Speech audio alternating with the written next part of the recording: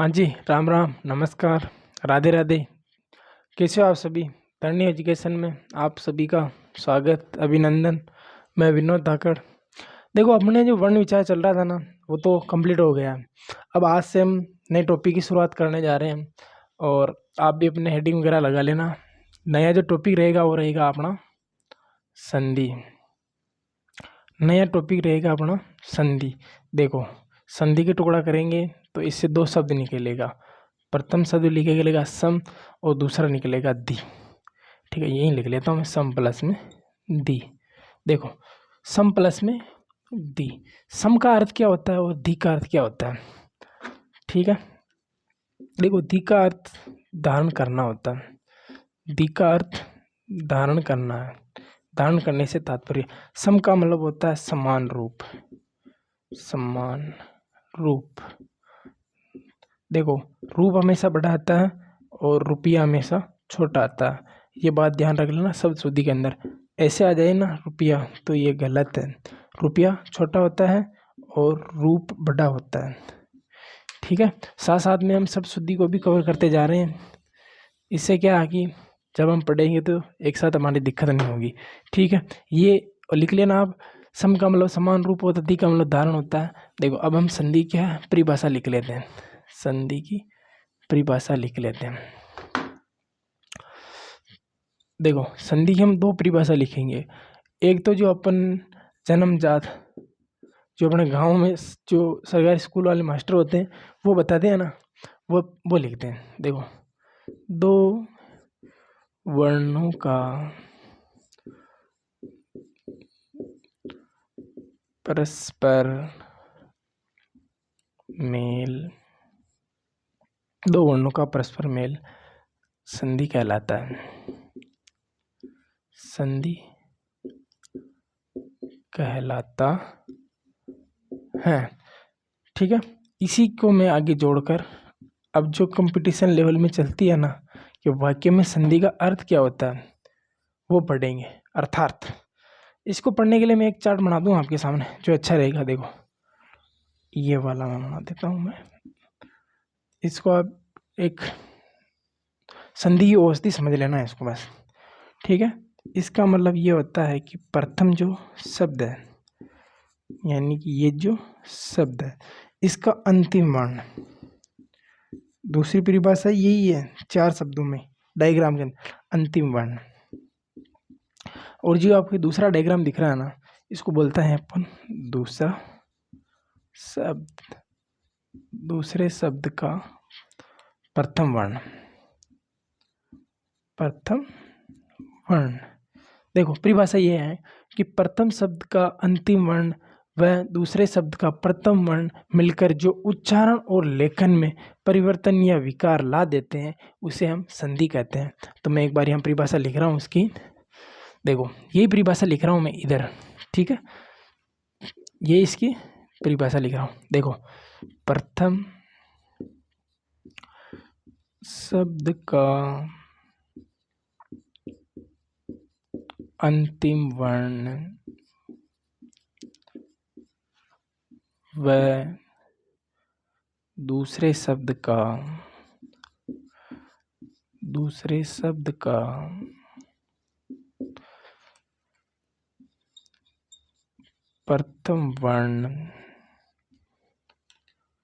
वर्ण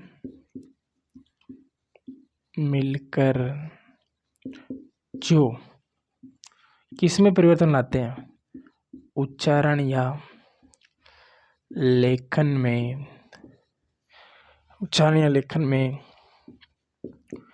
परिवर्तन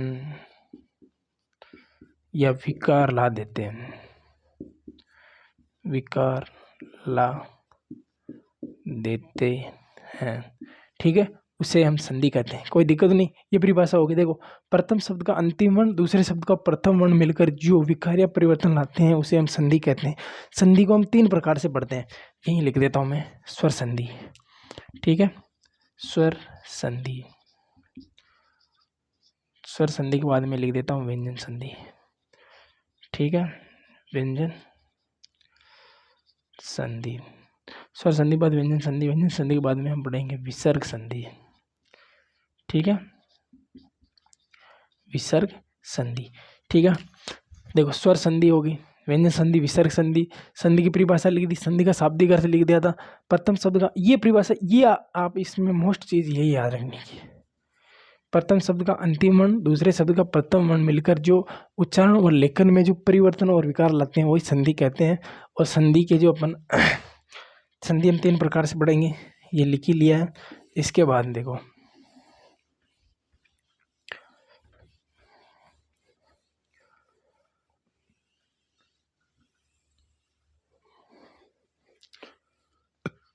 संधि होती कितने प्रकार की है, देखो ये भी आप एक चीज लिखी रहना।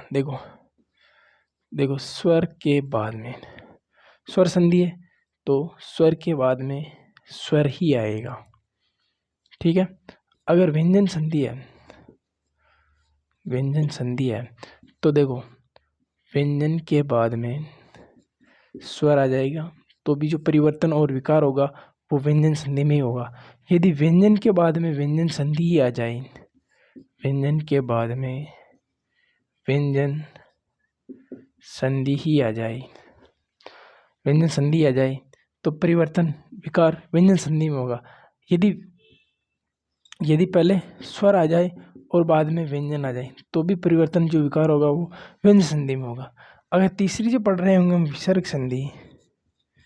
विसर्ग संधि, देखो विसर्ग के बाद में स्वर आओ या व्यंजन आओ, परिवर्तन या विकार होगा वो विसर्ग संधि में ही होगा।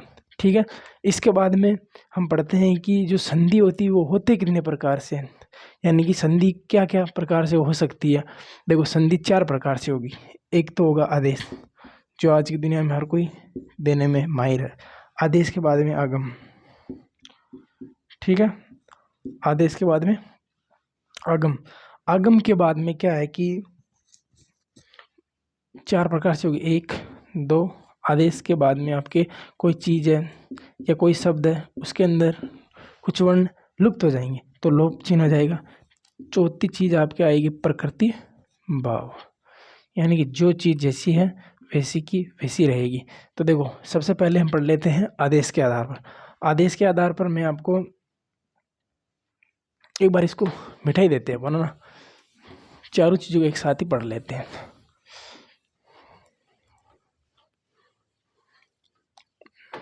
सबसे पहले पढ़ते हैं हम आदेश।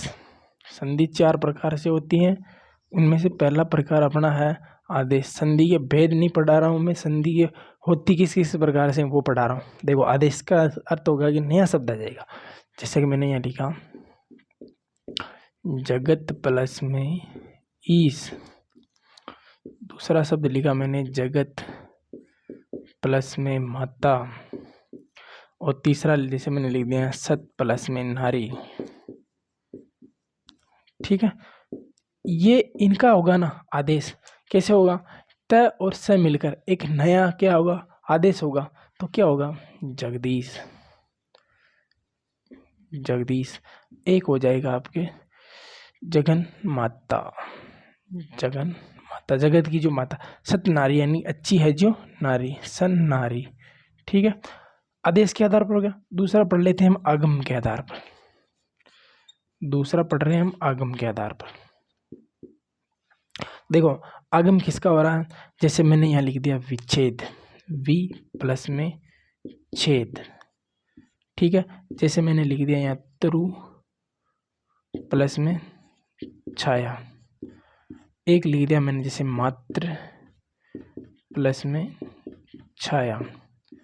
ठीक है, अभी समझने के तौर पे लिखा रहा हूँ कि ये इस प्रकार की होगी, आदेश किस प्रकार हो रहा है, आगम किस प्रकार से हो रहा है, ये चीज़ें ही मैं बता रहा हूँ। ठीक है, इसके बाद देखो वी प्लस छेद, इसके अंदर च का आगम हो जाएगा वी, ये छ ये छेद, विच्छेद हो जाएगा। ये तरु प्लस में इसके अंदर ये च का आगम होया तो ये हो गया तरु छाया। ठीक है, ये मात्र छाया। ठीक है, मातृ छाया ही होगा, मातृ छाया नहीं होगा, मातृ छाया, माँ की छाया। ठीक है, आदेश के आधार पर, आगम के आधार पर। ठीक है, एक पढ़ लेते हैं हम लोप के आधार पर। तीसरा प्रकार पढ़ लेते हैं हम भाई लोप के आधार पर भी संधि कैसे होती है। देखो एक ही शब्द में बता देता हूँ मैं आपको, कौन सा, मनस, मनस, ठीक है। कैसे कैसे होती है वो मैं बता रहा हूँ आपको। देखो, मनस प्लस में ईस, मनस प्लस में एसी, या फिर मनीष प्लस में ईसा कर दो, मनस प्लस में ईसी, ठीक है। देखो, मनीषा का भाई हो गया मनीष, ठीक है। और ये लाल रंग चुन्नी वाली जो मनीषा है, ये वही है मनीषा, ठीक है। और मनीषी, मनीषी, ये वाली मनीषी, जिसकी लाल चुन्नी वाली पहचान वाली है ना, वो यही मनीषा है, जिसका ये सह लोप हो रहा है, ये सह लोप हो रहा है, इसका भी ये सह लोप हो रहा है। चौथा प्रकार पढ़ेंगे हम प्रकृति भाव, प्रकृति भाव यानी कि जो चीज जैसी है वैसी की वैसी ही रहेगी। जैसे कि तत् प्लस में एव, अतः प्लस में एव, ठीक है। एक हो जाएगा पय प्लस में इच्छा, यानी कि पीने की इच्छा।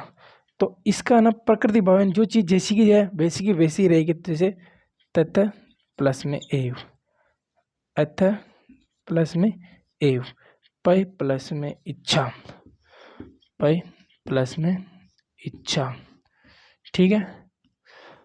तो रात्रि का टाइम ज़्यादा हो गया, 12:30 हो गई, तो आज का वीडियो अपना इतना ही रहेगा। इसके बाद में हम ना कल से हेडिंग लगा लेंगे अपन स्वर संधि, ठीक है। स्वर संधि के 5 नियम पढ़ेंगे, 5 भेद पढ़ेंगे, 5 भेदों के नियम पढ़ेंगे, ठीक है।